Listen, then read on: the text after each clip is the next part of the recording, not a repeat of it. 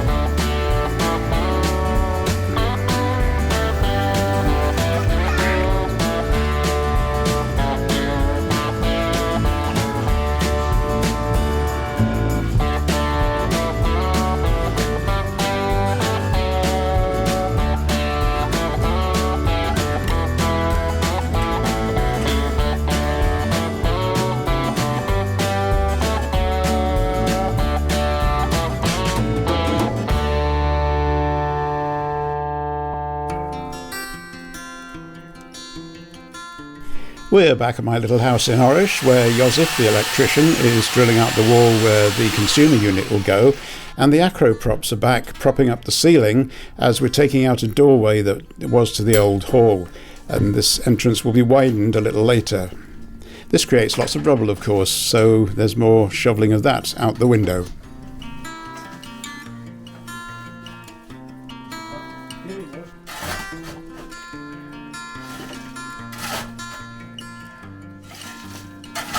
So this week starts with the structural work in the living room and also the laying in of cables in all the other rooms, the walls channelled out, ready to take the cable.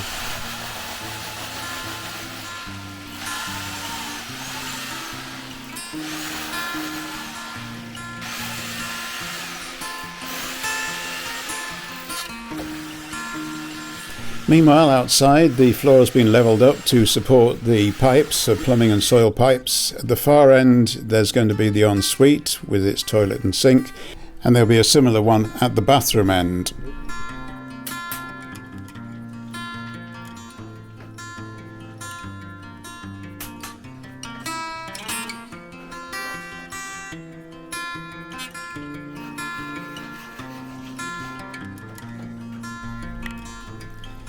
In the back wall of the bedroom, there's provision for a socket each side of the place where we're having the bed go, and back in the living room, this important job is called putting the kettle on.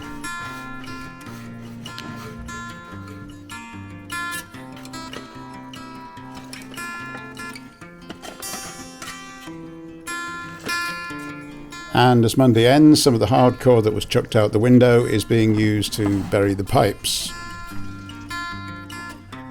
This continues on Tuesday morning, and you're still not seeing the actual floor level, which will be a lot higher than they've currently got to, and the pile of rubble or hardcore outside the living room window is starting to diminish, and there's also soil or clay or whatever you like to call it being collected from where it's been chucked out of the septic pit area.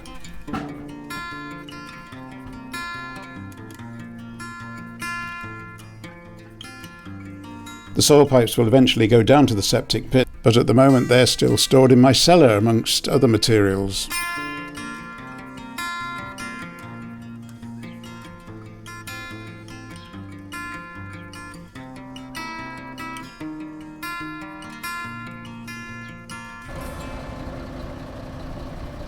Until our house is ready, we're staying in Svichtov, and this is the road back to Svichtov from Orish, and we pass a train, the train in fact, that goes from Svichtov to Levski. It's heading for its next stop, which is Orish.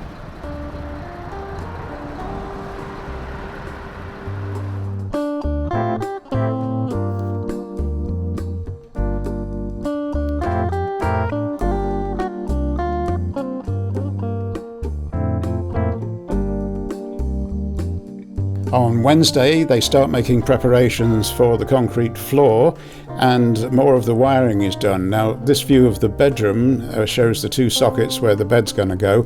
To the left of there, you'll see a small hole. That's a starter hole for the route through to the ensuite when it's finished.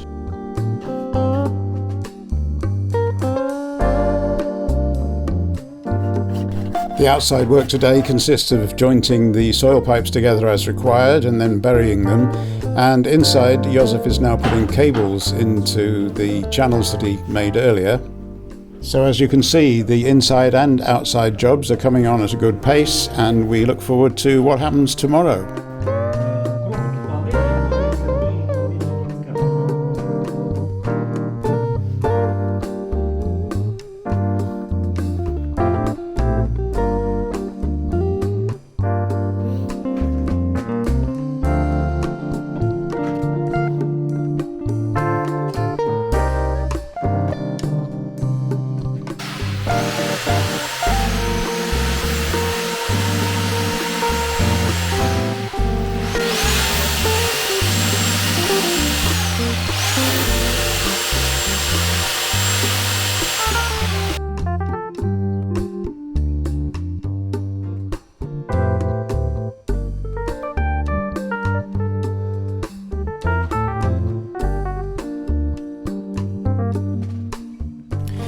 I was most pleased to see the room now fully opened up. So we did have a small kitchen and small living room. We now have one great big space, and I asked Davey to actually show me where the patio door will be going, and so he does.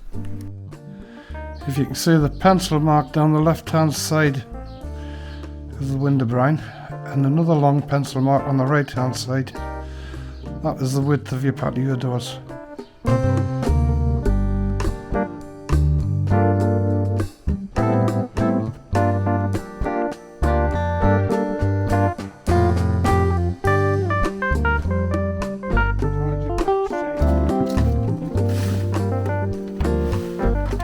I haven't made a decision as to what to do with the porch yet, so I just asked Davey to clear it out so I could see just what sort of space there was, but I'll leave the decision for a while yet, as we don't need to know that right now.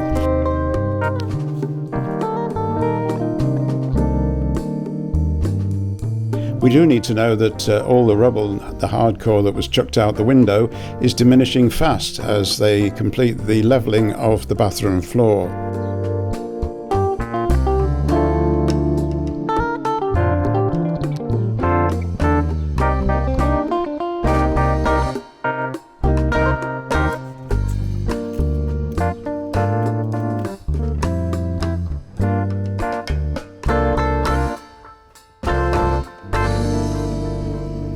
Back in Svichtov, this is one of our favourite places to eat, and it's got probably more outside open space than it has inside the building, and certainly as much as possible we do sit outside. There's plenty for the kids here as there's a playground on site, and it's animal friendly. That means you can bring your dog, and the cats will already be in place, don't worry. The cats are there to pick up the leftovers, but sometimes they can't wait for that, as you might notice here. And then suddenly we notice a pillar of smoke coming from behind the trees in the distance, and the next thing we hear sirens, so we get up and go and investigate, and we find the fire and police services are there. And although Ruth didn't want me to go too close in case the van in question that was burning exploded, when we got up close you could see that it was a flatbed truck on fire, And the story behind this we probably never know, but it did create an awful lot of smoke in the area, and the fire brigade did eventually put it out.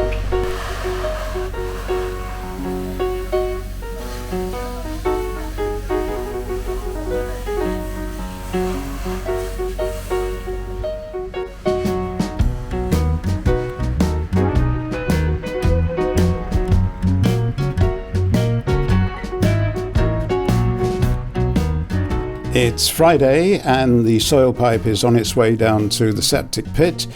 Inside, the wire netting's been delivered. That's not the right expression, I know. Let's call it a wire mesh, has been delivered for the concrete floor, and Josef is busily getting some last-minute sockets installed so he doesn't have to tread on a new floor or get in their way.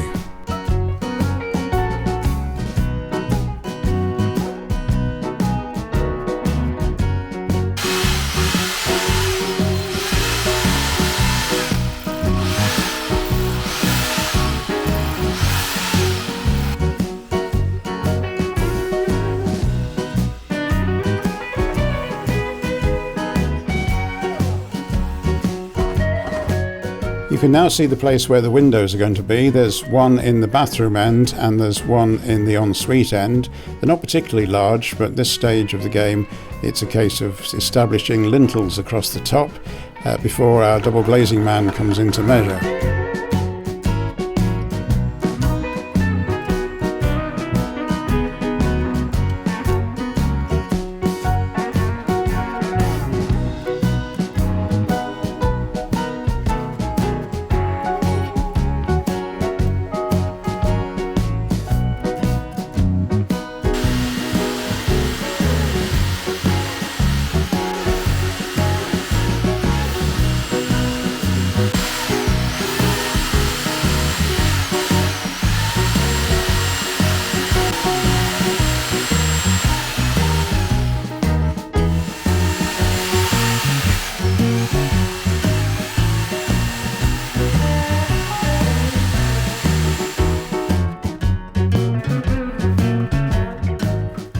Well, we're now working Saturday to keep the plan on schedule, and Josef is back here working with the electrics. You can see the back box for the consumer unit and the cables being drawn through, and Stefan arrived to start putting in some support for the concrete floor.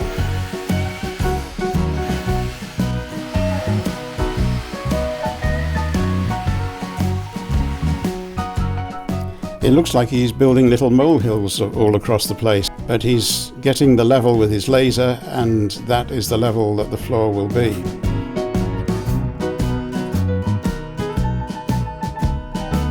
Now watch carefully here. The bird's nest that we had is still there, and we see a bird fly in, and I've slowed it down so that you can see it more clearly, but not that clearly. And we tried to peek the camera into the nest, and I think you can just about make out two little mouths open waiting to be fed. And now double glazing man Kalin arrives and joins the Saturday team as he measures up for our new windows.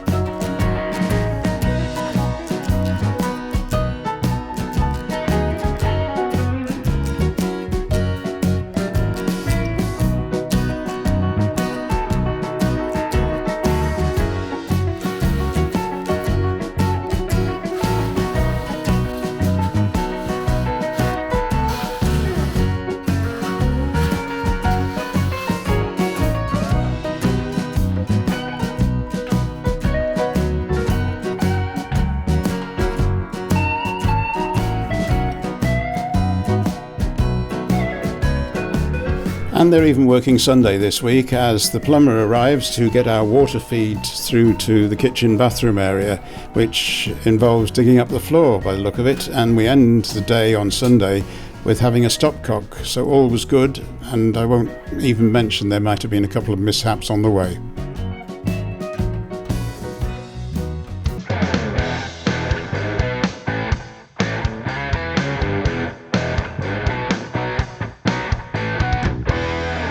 And at our little house in the village, we start in the cellar, where there's some work going on. I'll explain why in a moment. Because upstairs, Stefan is preparing to do the concrete floor, and he pointed out that 1.5 tons of concrete is going to weigh heavily on the cellar below, and it needs some supports. They're cutting up the wire mesh that we showed you last week, and the spark supply for that. And it's a good job we had plenty of concrete blocks, because we're building 2 pillars in the cellar which will take the weight of this new floor when it's done.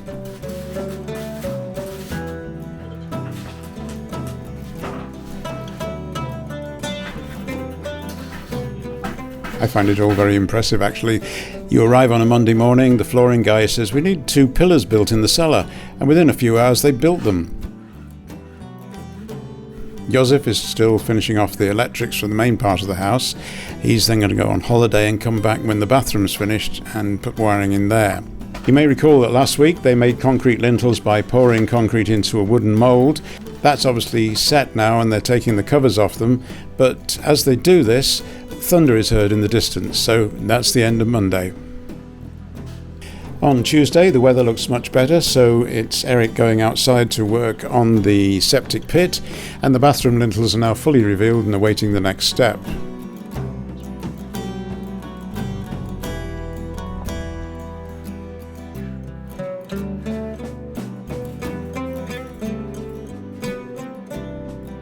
Josef spent some time in the cellar where we're having some sockets and a light, while the one remaining end of the bathroom that was open can now be bricked up because the pipe to the septic pit is all in place and everything is buried under the floor. So by Wednesday morning it's nearly all done. Of course the problem then is that you still need to go inside to do all the work, so the next thing that has to be done is the knock through from the house, and the first doorway begins to appear from the bedroom into the ensuite. So the main living room kitchen now has all its wiring traced in, and the levelling for the floor has begun with the guide rails that you can see. Access to the bathroom for the builders is now from the bedroom. The door that will be the ensuite door is being opened up, and we're moving on to Thursday as this happens. You may remember all the bricks and rubble that was cleared out from the living room a few weeks ago. Well, that wasn't quite enough to level off the bathroom floor, so the bricks that are being taken out in these 2 entrances will help to bring the floor up to its proper level in the bathroom. What you're seeing here is the door from the bedroom to its ensuite and the door from the kitchen area into its bathroom. In the living room where Stefan's working, you'll see some rendering and plastering has taken place. However, this technique of throwing the render or plaster at the wall is something I haven't seen for a few decades in Britain, because we tend to put up battens and plasterboard everything. And here's an original craftsman at work. I love it. So no wasted bricks here, and all the rubble's been used up in levelling the bathroom floor.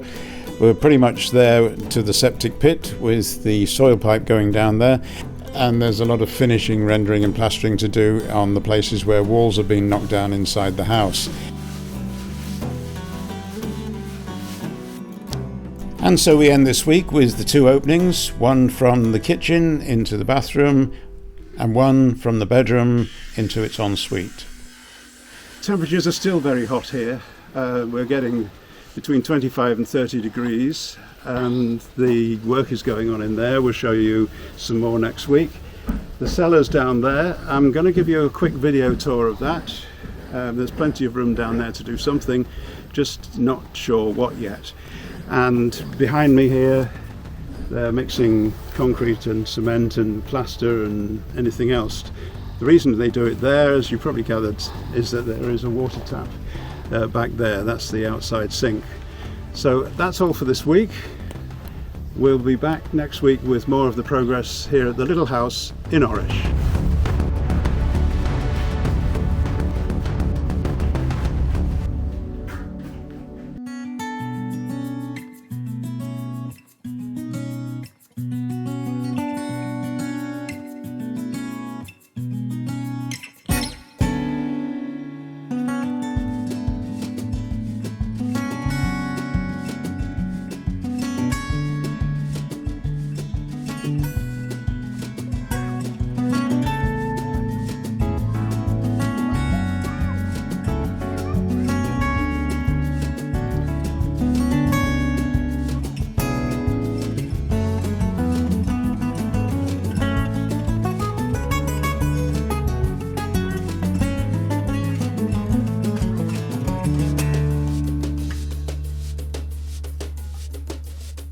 Vale Park is a pleasant park on the riverfront near New Brighton, and it features children's playgrounds, a big cafe with excellent hot food. It's got a bandstand for those certain occasions, but the things we come to see every couple of years are the items made out of driftwood.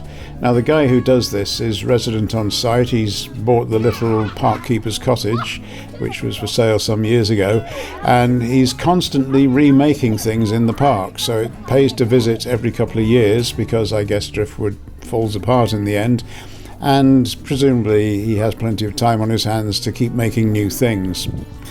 The interesting thing lately is the amount of detail he's put inside some of his works, and we'll be showing you a couple of those in this little session. As you can see, it's a great place for a day out for the kids, and as an added attraction since I was last here, Katrina's Candy Cottage is actually a house that you can go in. Well, you can if you're only a couple of foot tall anyway.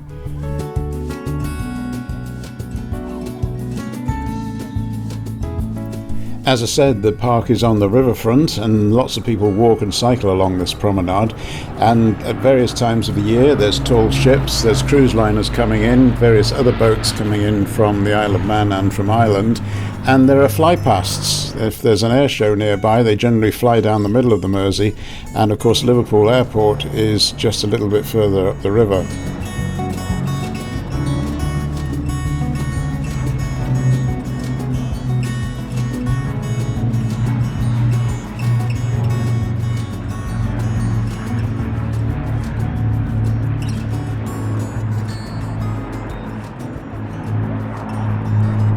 Well, we've got to leave here now. We've got to fly, as they say, and we're going to an urban farm just outside Birkenhead.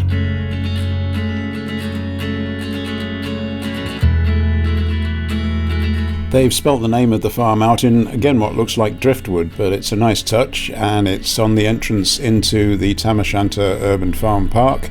And even if you haven't got kids, which I haven't, it's a nice place to just chill and have some food and drink in the cafe and wander around and look at the various animals that they've got here.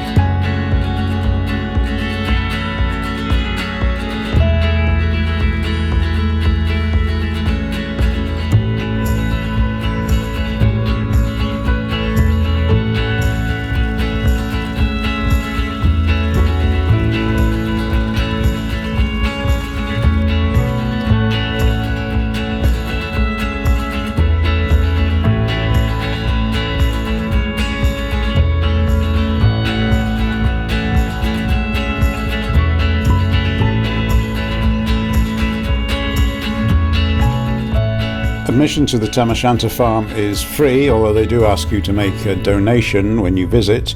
But our next venue will charge you an admission fee, although not particularly large, as we head down to South Wirral and to Ness Gardens. We started out today at Vale Park on the Mersey, but this time we're on the edge of the River Dee, although you can't see it. This is a particularly large piece of land, and the gardens are well stocked. There are lakes and little streams and things, which is one of my favourite things. I was a water gardener when I had a garden. There are plenty of lookout points and places to sit and have a rest, so you needn't worry that the place is too big for your little legs.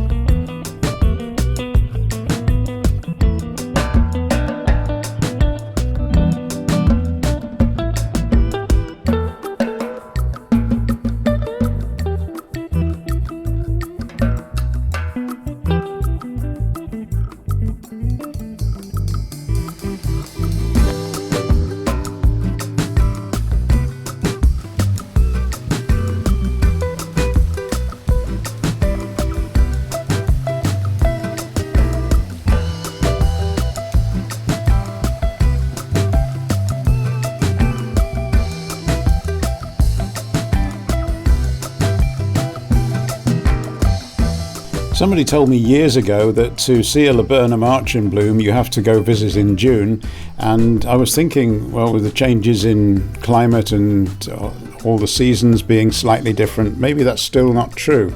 But here we are in June and the laburnum arch is blooming. So that's our terrific threesome from the wonderful Wirral. We'll bring you more soon.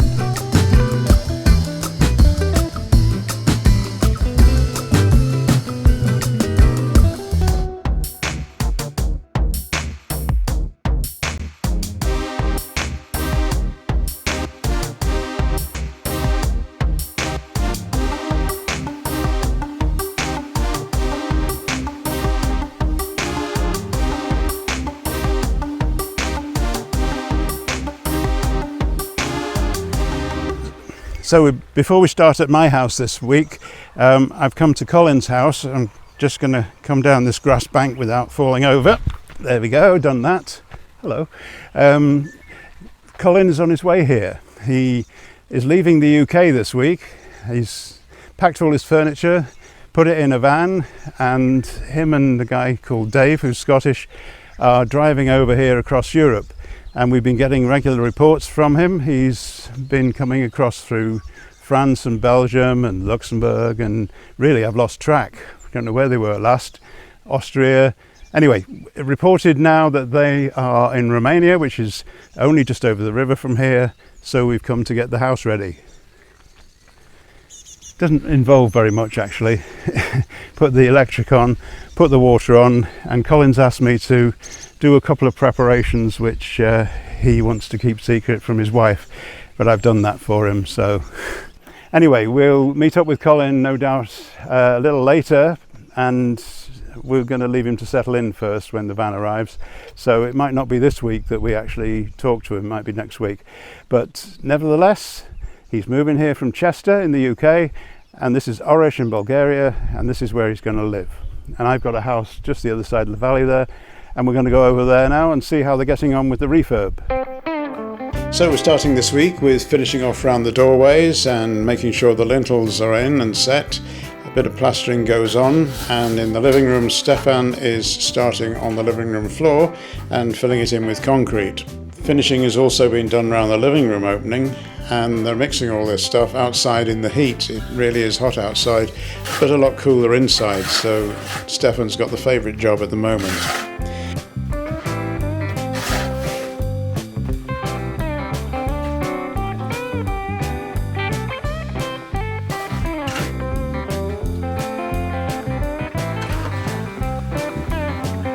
The lintels for the patio door, huge chunks of wood arrive along with some other timber, and we get an idea of just how big this thing's going to be.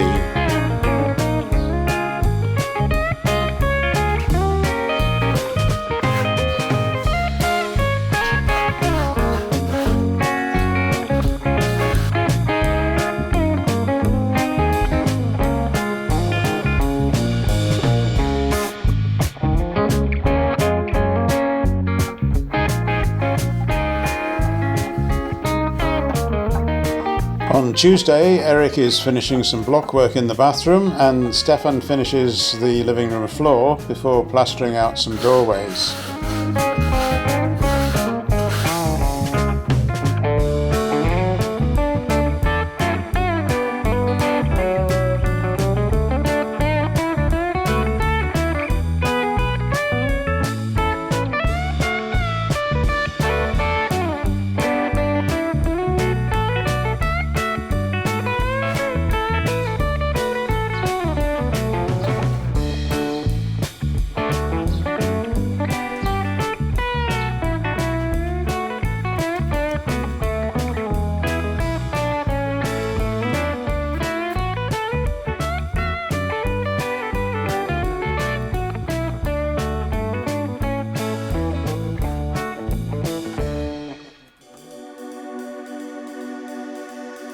Colin and Susanna have arrived after their 3-day trek across Europe in a white Citroen van, which is now backing up to try and get itself positioned to go to Colin's house through the neighbour's house.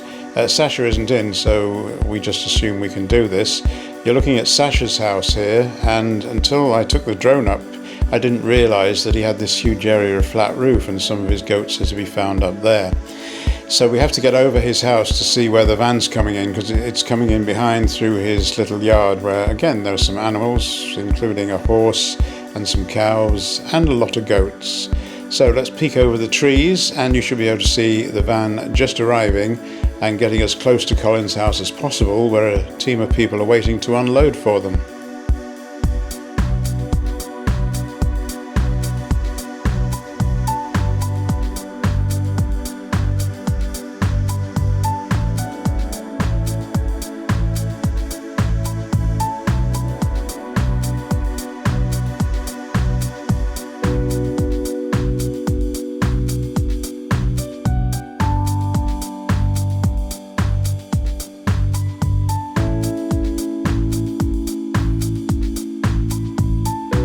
Brief look round Sasha's yard and then we start the van unloading.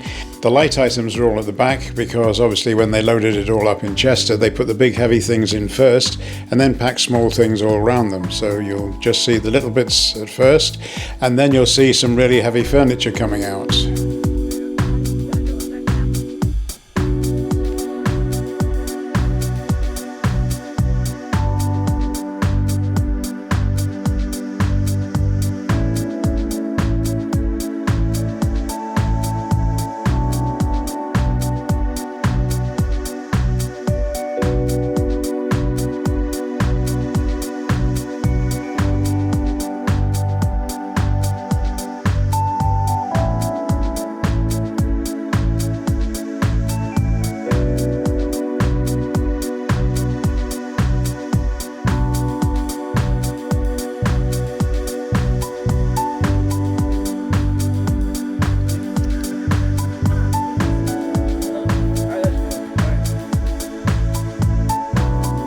Bulgarian houses in general don't have inside staircases.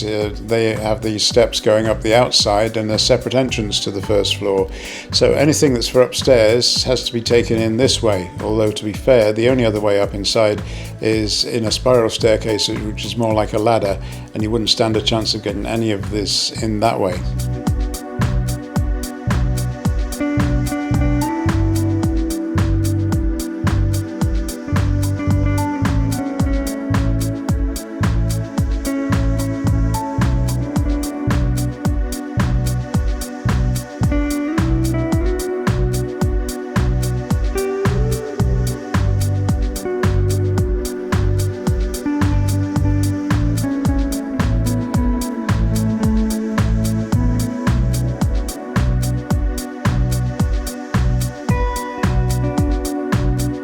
Susanna has spotted Sasha, the neighbour. He's just down the lane there walking one of his cows. He doesn't seem at all perturbed that we've come across his property with a van and are carrying all this stuff about.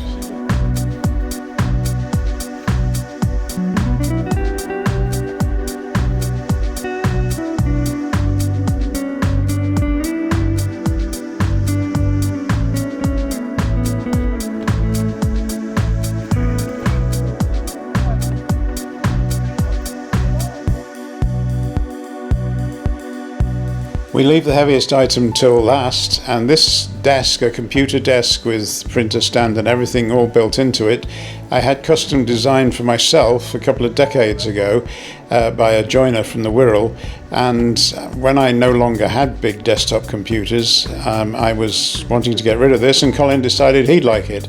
And he liked it that much, he's dragged it all the way across Europe and brought it to his house in Bulgaria. And so as our van driver Dave carefully turns his long van round in the farmyard, tries not to run over any animals, he heads off, having left Colin with most of his stuff from the UK. Anyway, for now, we're going back to the little house in Orish. Wednesday, and Stefan is filling the doorways, Terry is pointing, and on Thursday the kitchen window gets bricked up to its new level.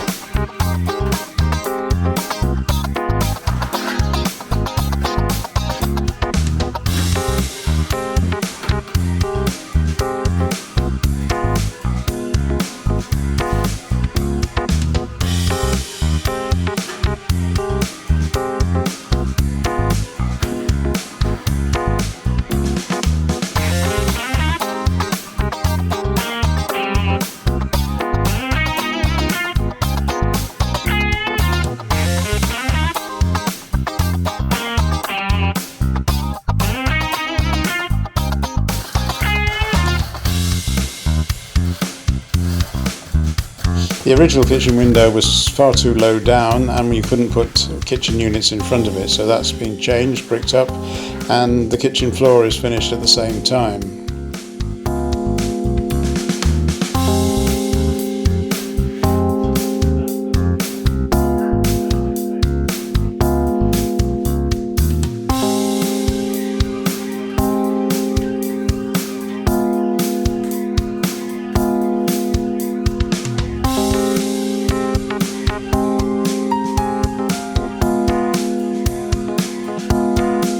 On Friday, the bricked up window is plastered and the front entrance floor is concreted.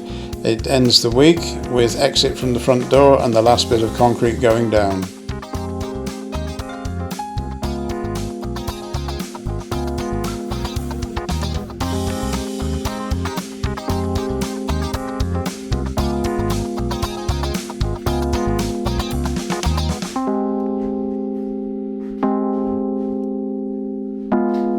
So inside and outside the work's going on, mixing more concrete here, or render. If I was a builder I might know which that was, but the mixing goes on outside, and inside they're taking up floors and things. But we did actually finish with the flooring being done for the living room, which extends right to what the new, the ground's not level here, where the new front door is just at the top of the steps. And we ended up, you've probably heard the expression, paint yourself in a corner, or don't concrete yourself in a corner is the lesson here. So you'll notice that when the floor in the living room was finished, it came right out to that front door there, and that was the last point, and then you walk away and let it dry. So it's now all dry and we can go in and see what's next.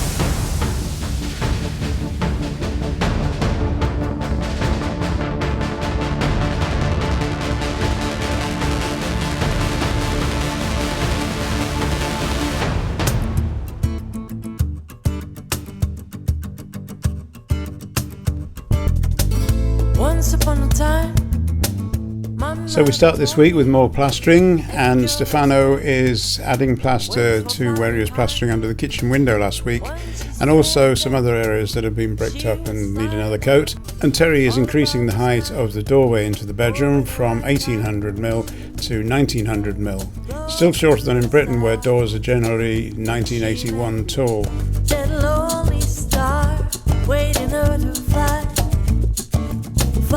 So the kitchen and living room floors are all concreted, and we move now onto the bedroom where the boards are being taken up by Terry to reveal the ash underneath.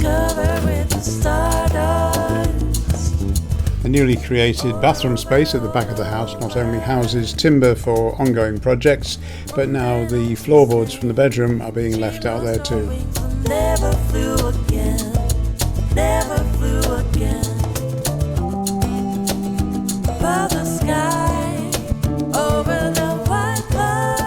The stopcock for the water is enclosed in a plastic box which can be plastered round, and Terry is now sawing off the door frame so that he can increase the height of the bedroom door. Close to the stars, you become a star. Close to the stars. Close to the stars, but she became a star. Close to the stars. Close to the stars, but she became a star. Close to the stars. Whoa. Close to the stars, but she became a star. As for me, I noticed that the loft hatch is open. I've never seen in the roof, and I noticed there's a ladder right underneath, so up I go.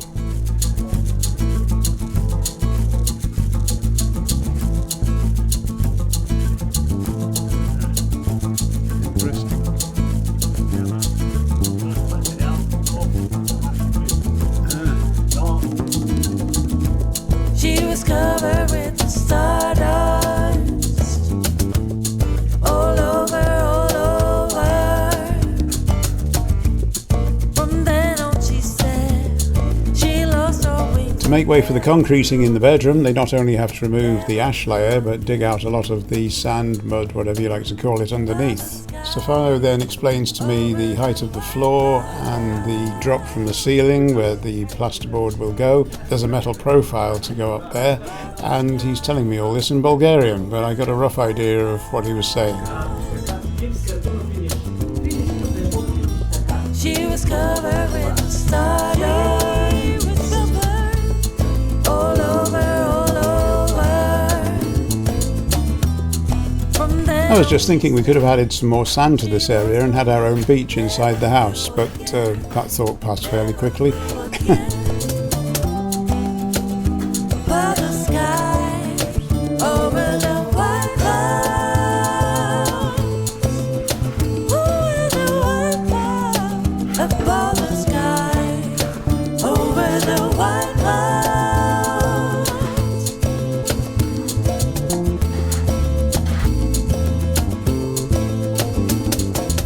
That was Terry. Terry is once again pouring rubble outside. It's actually mainly mud, a sort of sandy mud, which is the ground here. The way we're taking the bedroom floor up is that the ash underneath the floorboards, which is what we used to use it in Britain actually, because I've seen it, but there's ash under the floorboards as a top layer, and below that there's all the mud, no actual foundations. That's all being dug up, so what you're seeing behind is basically a pile of mud, and then what they'll do is they'll pour concrete into the bedroom floor area and make an attempt to bring it up to the living room floor area as much as possible, so the two floors are level. They were telling me this morning that it'll probably be a few centimetres difference, so that we'll be able to trip into or out of bed. I can't be sure which way around that will be, but they find that out as we go along. They're going to do their best to level it, and once the tiles are on, it should be fairly level anyway. So that's how things are going here, and I'm not going back inside because I keep getting in people's way, but that doesn't stop us having a look at regular intervals.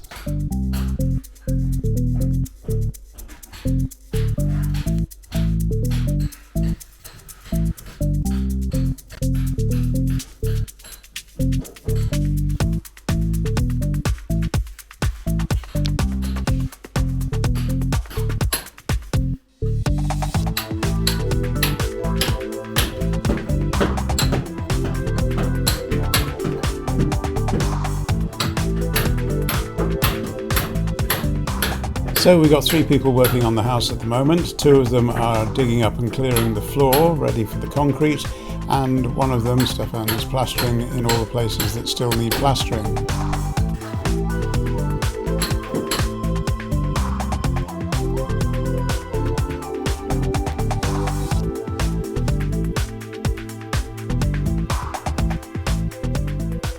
One evening we were in our hotel room, which overlooks the main square in Svistov, and we were about to go down and eat at the Trumpet, which is a pub on the square, and we heard some music coming in through the window. So we looked down and there was a whole load of people gathered around the stage area in front of the municipal building.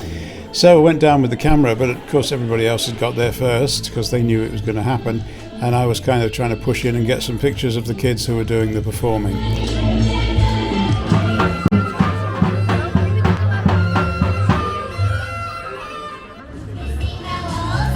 By the time we got this far in the evening, we'd retreated back to the Trumpets, and this is the view across the square from there. We were having our eating and drinking, and we could still hear this young girl's very powerful voice, so I did nip over and try and catch a glimpse of her, because she wasn't that old at all, but my goodness, she had a fantastic voice.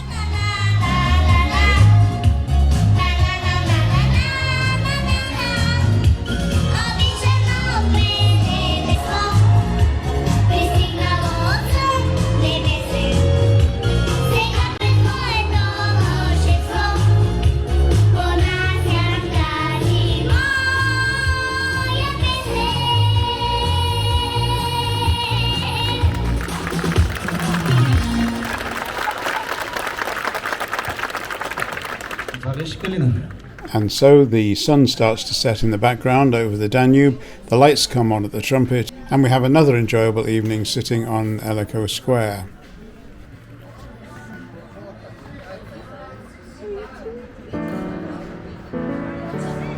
It's Thursday back at the house. Stefan is there with his laser levelling device making marks on the walls from a central point. You should be able to see the laser light as it hits the walls, and if not, wait till Stefan bends down here and you'll see it on his leg.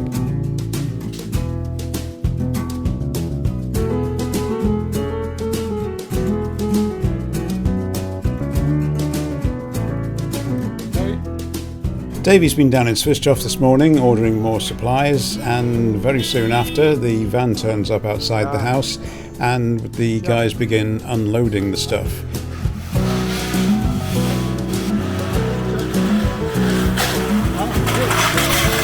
You'll see the metal mesh that forms the basis for the concrete floor being unloaded, and I can tell you, having had my leg pricked by some of this stuff, that it's quite sharp.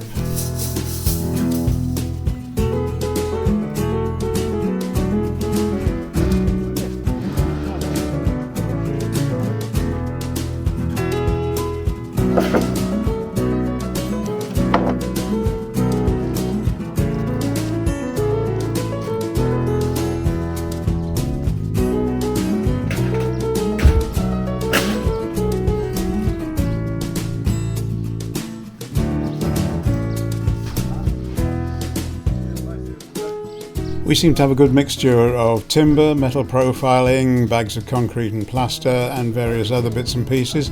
Oh, and a bucket.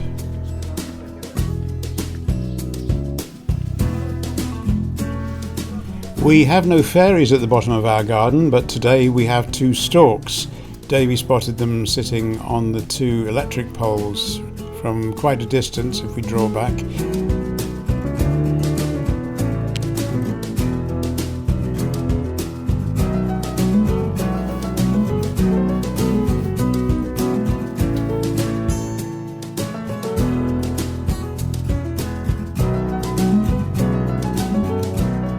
Friday morning, and the metal grid's down in the bedroom and plastering can begin.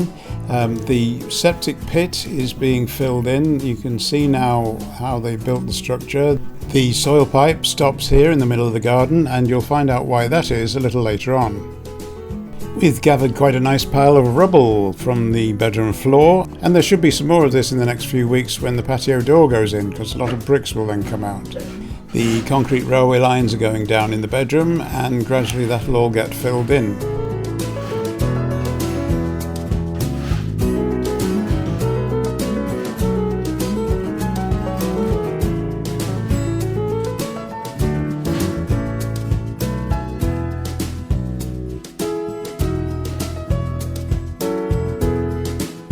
If you compare these pictures with what we showed you only a few days ago, you can see that the plaster has dried out nicely and the dark areas have become a lot lighter.